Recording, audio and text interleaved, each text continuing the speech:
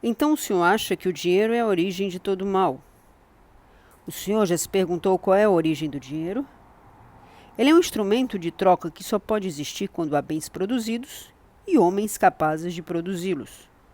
O dinheiro é a forma material do princípio de que os homens que querem negociar uns com os outros precisam trocar um valor por outro. O dinheiro não é o instrumento dos pidões, que recorrem às lágrimas para pedir produtos, nem dos saqueadores, que os levam à força. O dinheiro só se torna possível por intermédio dos homens que produzem. É isso que o senhor considera mal? Quem aceita dinheiro como pagamento por seu esforço só o faz por saber que será trocado pelo produto do esforço de outrem. Não são os pidões nem os saqueadores que dão ao dinheiro o seu valor. Nem um oceano de lágrimas, nem todas as armas do mundo podem transformar aqueles pedaços de papel no seu bolso no pão de que você precisa para sobreviver. Aqueles pedaços de papel que deveriam ser ouro são penhores de honra, e é por meio deles que você se apropria da energia dos homens que produzem. A sua carteira afirma a esperança de que em algum lugar no mundo, ao seu redor, existam homens que não traem aquele princípio moral que é a origem do dinheiro. É isso que o senhor considera mal? Já procurou a origem da produção? Olhe para um gerador de eletricidade e ouse dizer que ele foi criado pelo esforço muscular de criaturas irracionais. Tente plantar um grão de trigo sem os conhecimentos que lhe foram legados pelos homens, que foram os primeiros a fazer isso. Tente obter alimentos usando apenas movimentos físicos e descobrirá que a mente do homem é a origem de todos os produtos e de toda a riqueza que já houve na terra. Mas o senhor diz que o dinheiro é feito pelos fortes em detrimento dos fracos? A que força se refere? Não a força das armas nem a dos músculos. A riqueza é produto da capacidade humana de pensar. Então o dinheiro é feito pelo homem que inventa um motor em detrimento daqueles que não o inventaram?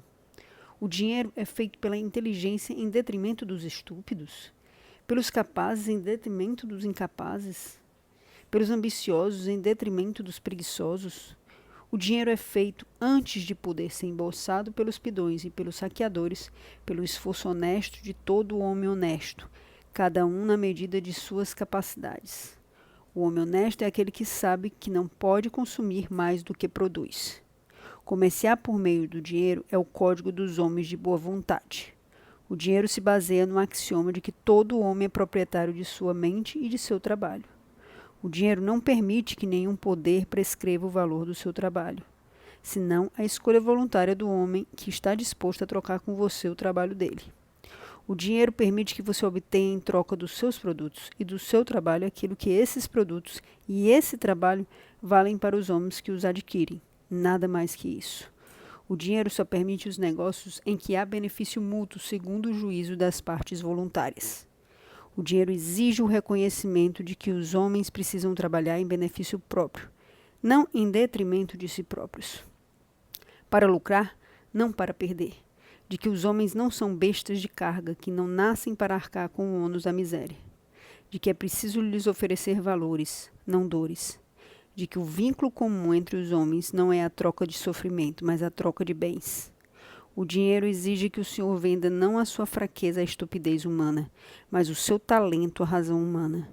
Exige que compre não o pior que os outros oferecem, mas o melhor que ele pode comprar. E quando os homens vivem do comércio, com a razão e não a força, como árbitro ao qual não se pode mais apelar, é o melhor produto que sai vencendo.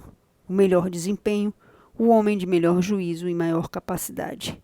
E o grau da produtividade de um homem é o grau de sua recompensa. Esse é o código da existência, cujos instrumentos e símbolos são o dinheiro. É isso que o senhor considera mal? Mas o dinheiro é só um instrumento. Ele pode levá-lo aonde o senhor quiser, mas não pode substituir o motorista do carro. Ele lhe dá meios de satisfazer seus desejos, mas não lhe cria desejos. O dinheiro é o flagelo dos homens que tentam inverter a lei da causalidade. Aqueles que tentam substituir a mente pelo sequestro dos produtos da mente. O dinheiro não compra felicidade para o homem que não sabe o que quer. Não lhe dá um código de valores se ele não tem conhecimento a respeito de valores. E não lhe dá um objetivo se ele não escolhe uma meta. O dinheiro não compra inteligência para o estúpido, nem admiração para o covarde, nem respeito para o incompetente. O homem que tenta comprar o cérebro de quem lhe é superior para servi-lo, usando o dinheiro para substituir seu juízo, termina vítima dos que lhe são inferiores. Os homens inteligentes o abandonam, mas os trapaceiros e vigaristas correm a ele, atraídos por uma lei que ele não descobriu. O homem não pode ser menor do que o dinheiro que ele possui. É por isso que o senhor considera o dinheiro mau? Só o homem que não precisa da fortuna herdada merece herdá-la. Aquele que faria sua fortuna de qualquer modo, mesmo sem herança. Se um herdeiro está à altura de sua herança, ela o serve. Caso contrário, ela o destrói. Mas o senhor diz que o dinheiro o corrompeu. Foi mesmo? Ou foi o herdeiro que corrompeu seu dinheiro? Não inveje um herdeiro que não vale nada. A riqueza dele não é sua, e o senhor não teria tirado melhor proveito dela. Não pense que ela deveria ser distribuída. Criar 50 parasitas em lugar de um só não reaviva a virtude morta que criou a fortuna. O dinheiro é um poder vivo que morre quando se afasta de sua origem. Ele não serve à mente que não está à sua altura. É por isso que o senhor o considera mau? O dinheiro é o seu meio de sobrevivência. O veredito que o senhor dá à fonte de seu sustento é aquele que dá a sua própria vida. Se a fonte é corrupta, o senhor condena a sua própria existência. O seu dinheiro provém da fraude, da exploração dos vícios e da estupidez humanos. O senhor o obteve servindo aos insensatos na esperança de que lhe dessem mais do que sua capacidade merece, baixando seus padrões de exigência, fazendo um trabalho que o senhor despreza para compradores que não respeita. Nesse caso, o seu dinheiro não lhe dará um momento sequer de felicidade. Todas as coisas que adquirir serão não um tributo ao senhor, mas uma acusação. Não uma realização, mas um momento de vergonha. Então o senhor dirá que o dinheiro é mau. Mal porque ele não substitui seu amor próprio? Mal porque ele não permite que o senhor aproveite e goze sua depravação? É esse o motivo de seu ódio ao dinheiro? Ele será sempre um efeito e nada jamais o substituirá na posição de causa. O dinheiro é o produto da virtude, mas não dá virtude nem redime vícios. Ele não lhe dá o que o senhor não merece, nem em termos materiais nem espirituais. É esse o motivo do seu ódio ao dinheiro? Ou será que o senhor disse que o amor ao dinheiro é a origem de todo mal? Amar uma coisa é conhecer e amar sua natureza. Amar o dinheiro é conhecer e amar o fato de que ele é criado pela melhor força que há dentro do senhor, sua chave mestra que lhe permite trocar seu esforço pelo dos melhores homens que há. O homem que venderia a própria alma por um tostão é o que mais alto brada que odeia o dinheiro. E ele tem bons motivos para odiá-lo. Os que amam o dinheiro estão dispostos a trabalhar para ganhá-lo. Ele sabe que são capazes de merecê-lo. Eis uma boa pista para saber o caráter dos homens. Aquele que amaldiçoa o dinheiro o obtém de modo desonroso. Aquele que o respeita o ganha honestamente. Fuja do homem que diz que o dinheiro é mau. Essa afirmativa é o estigma que identifica o saqueador, assim como o sino indicava o leproso. Enquanto os homens viverem juntos na terra e precisarem de um meio para negociar, se abandonarem o dinheiro, o único substituto que encontrarão será um cano de fuzil. O dinheiro exige do senhor as mais elevadas virtudes, se quer ganhá-lo ou conservá-lo. Os homens que não têm coragem, orgulho nem amor próprio, que não têm convicção moral de que merecem o dinheiro que têm e não estão dispostos a defendê-lo como defendem suas próprias vidas, os que pedem desculpas por serem ricos, esses não vão permanecer ricos por muito tempo. São presa fácil para os enxames de saqueadores que vivem debaixo das pedras durante séculos, mas que saem do esconderijo assim que farejam um homem que pede perdão pelo crime de possuir riquezas. Rapidamente eles vão livrá-lo dessa culpa, bem como de sua própria vida, que é o que ele merece. Então, o senhor verá a ascensão daqueles que vivem uma vida dupla, que vivem da força, mas dependem do que vivem do comércio para criar o valor que saqueiam. Esses homens vivem pegando carona com a virtude. Numa sociedade em que há moral, eles são os criminosos, e as leis são feitas para proteger os cidadãos contra eles. Mas quando a sociedade cria uma categoria de criminosos legítimos e saqueadores legais, homens que usam a força para se apossar da riqueza de vítimas desarmadas, então o dinheiro se transforma no vingador daqueles que o criaram. Tais saqueadores acham que não há perigo em roubar homens indefesos depois que aprovam a lei que os desarme, mas o produto de seu saque acaba atraindo outros saqueadores que o saqueiam como eles fizeram com os homens desarmados. E assim a coisa continua, vencendo sempre, não o que produz mais, mas aquele que é mais implacável em sua brutalidade. Quando o padrão é a força, o assassino vence o batedor de carteiras. E então essa sociedade desaparece em meio a ruínas e matanças. Quer saber se esse dia se aproxima? Observe o dinheiro. Ele é o barômetro da virtude de uma sociedade. Quando há comércio, não por consentimento, mas por compulsão, quando para produzir é necessário pedir permissão a homens que nada produzem, quando o dinheiro flui para aqueles que não vendem produtos, mas têm influência, quando os homens enriquecem mais pelo suborno e pelos favores do que pelo trabalho, e as leis não protegem quem produz de quem rouba, mas quem rouba de quem produz, quando a corrupção é recompensada e a honestidade vira um sacrifício, pode ter certeza que a sociedade está condenada.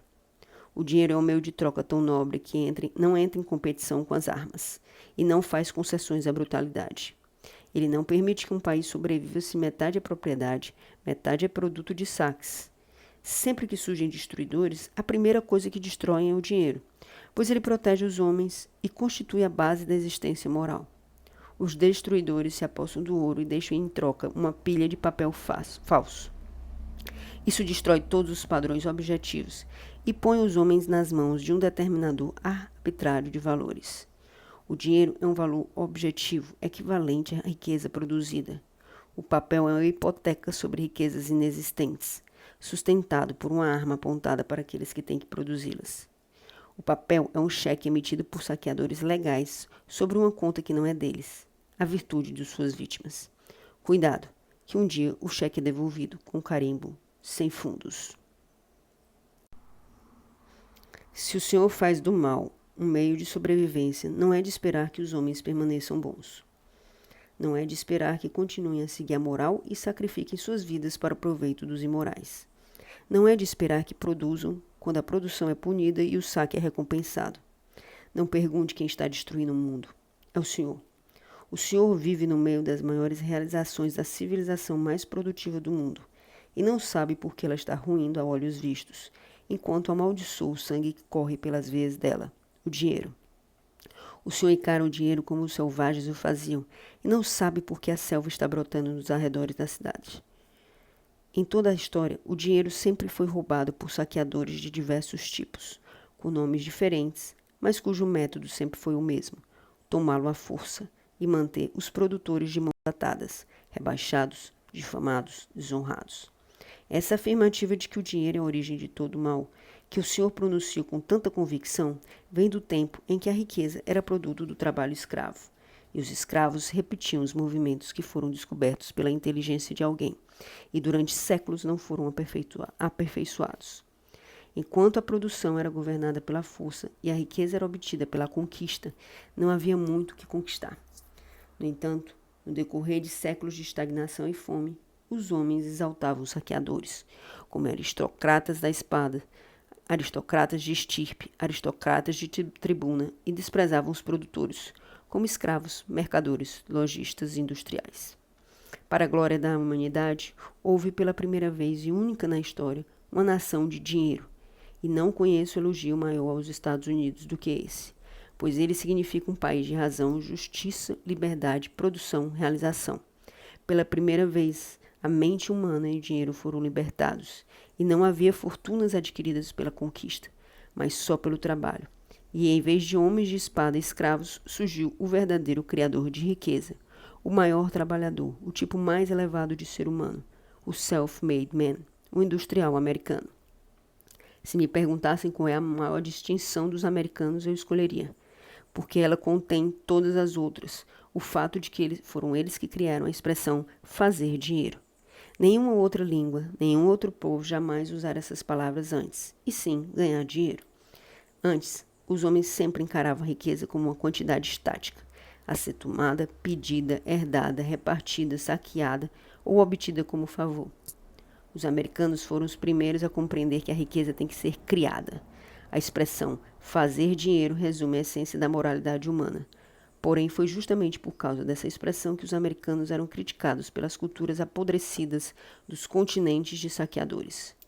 O ideário dos saqueadores fez com que pessoas como o senhor passassem a encarar suas próprias realizações como um estigma vergonhoso, sua prosperidade como culpa, seus maiores filhos, os industriais, como vilões, suas magníficas fábricas como produto e propriedade do trabalho muscular, o trabalho de escravos movido a açoites, como na construção das pirâmides do Egito.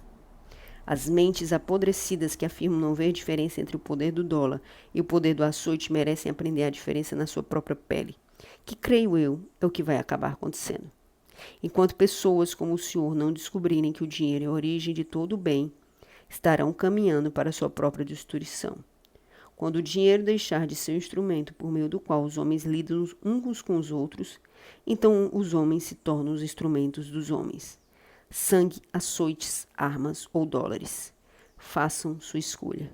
O tempo está se esgotando.